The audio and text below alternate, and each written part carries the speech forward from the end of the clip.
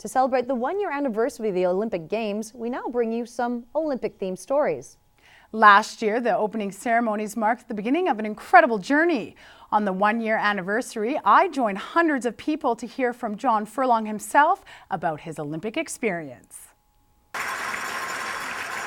Olympic CEO John Furlong spoke at a Vancouver Board and Trade luncheon on the one-year anniversary of the Olympic opening ceremonies, highlighting key moments featured in his new book, Patriot Hearts.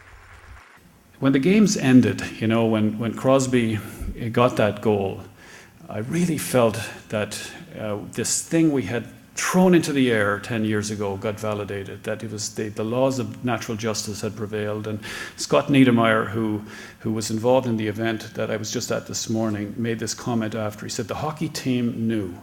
They knew what their higher responsibility was. He told me this, and he said that the players were sitting there realizing that it was in their hands to take this to another level, to change everything. However, Furlong told the crowd he wishes he could have changed the fate of the Georgian luger. The greatest regret was losing Nodar Kumaritashvili, no question about it, and losing Jack Poole going into the games, the guy who deserved so much to sit in the front row and bask in what was going to be this most extraordinary happening. Oh, with tragedy comes victory, and the 2010 Winter Olympics will go down in Canadian history. Casey Snow in Vancouver for BCIT Magazine. There's been a large increase in those using public transit in Metro Vancouver, and as reporter Jen Zielinksi found out, Translink believes it's all thanks to the Olympics.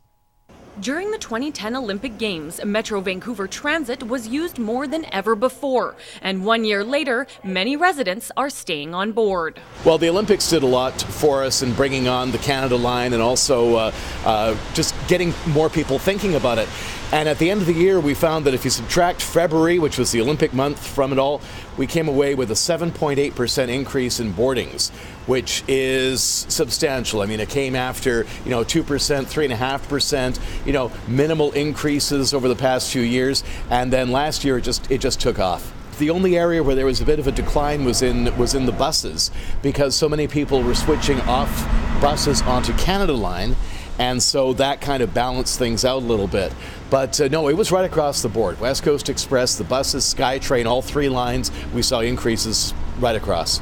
Although the numbers show a large increase in ridership since the Olympics, these riders say their transit use hasn't really changed since the Games, that they've always used transit as part of their daily commute. Not necessarily, actually. I think it's been pretty consistent throughout since the Olympics. It's been pretty much the same. I've been taking it pretty much.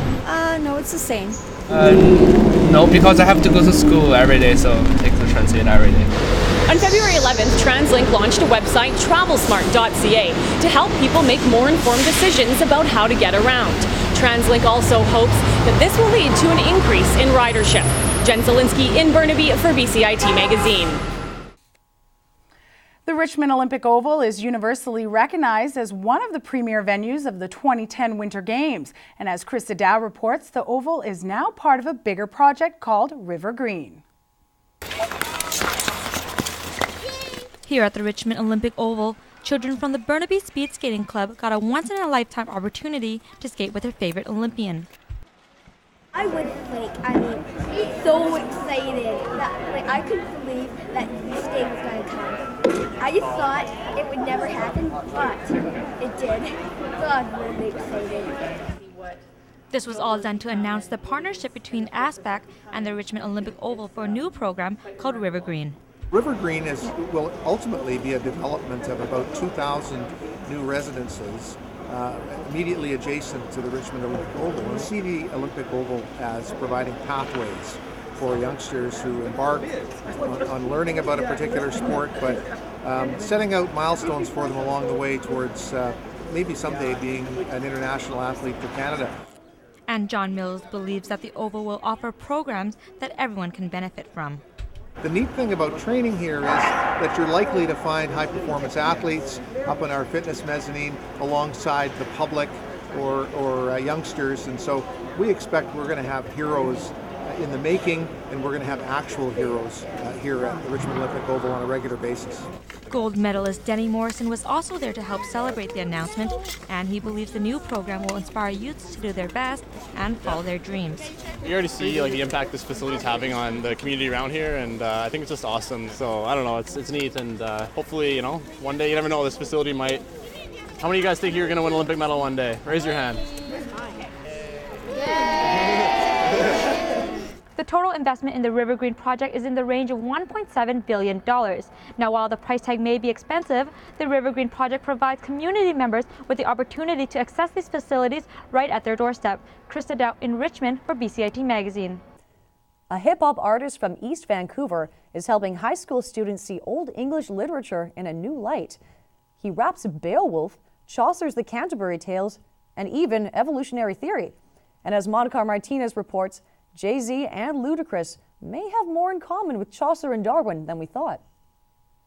Every single person in the place was unconscious, except for Beowulf, who Old stories for the monster told in a very new way. From Old English Flanders Willem was a company of young folk that hunted in folly. To rap. My story begins at a bar where three friends drink cheap gin and party hard. Artist Baba Brinkman delivers old tales like Beowulf and Chaucer's The Canterbury Tales to this high school audience. If we study Shakespeare and we study Chaucer, we need to start studying Jay-Z and Nas and Eminem and B.I.G. because these guys are the Shakespeares of today. They're using rhymes and rhythms to tell stories in live settings for a listening audience for the entertainment of their peers. And that's what poetry was once about.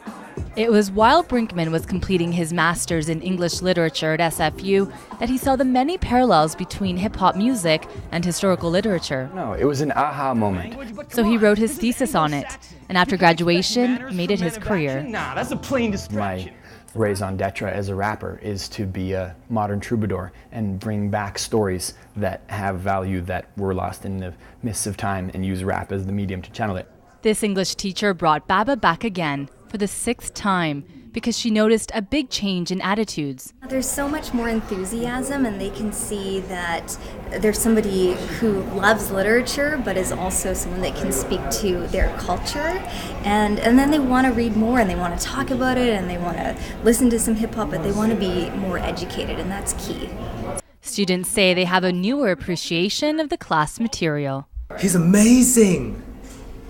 He's just phenomenal. It brought the writings alive for sure. So studying it, it really makes stuff make sense when it didn't before. Something on this kind of level, it sort of balances both the depth of the original text and the sheer enjoyment of it. It's a really nice balance. I loved it. Pretty good responses. For Brinkman, it's all he needs. When I hear from teachers, oh yeah, they're so keen, they want to read this stuff now, they're actually paying attention, that's what makes it totally worthwhile. The words spoken in the library today echo the ones written on the wall, hoping the stories it holds will be shared and passed along. Monica Martinez in Richmond for BCIT Magazine. And if you want to catch Baba Brinkman for yourself, he'll be at the Railway Club this Sunday night performing his new material called The Rap Guide to Evolution. If you have any questions or comments regarding this program, please visit us online at bcitbroadcastnews.ca or bcit-broadcast.com. That's it for us this week. I'm Allison Riley with Casey Snow. Thanks for watching. And now we'll leave you with a rap from the Canterbury Tales. My story begins at a bar where three friends drink cheap gin and party hard all weekend. These men were riot starter types who spent the better part of their money on cards and dice, living the life of loose women and vice, picking fights, seduced by all 7 different types of sins, a feeding frenzy of vengeance, vanity, lust, greed, and envy. Devious energy left them half insane, laughing deranged like hyenas at their bastard games. As each glass was drained and each bet was placed, they set the pace and left space for their next mistakes. All excessive waste and drunken rambling, with eager hands trembling. Eventually gambling leads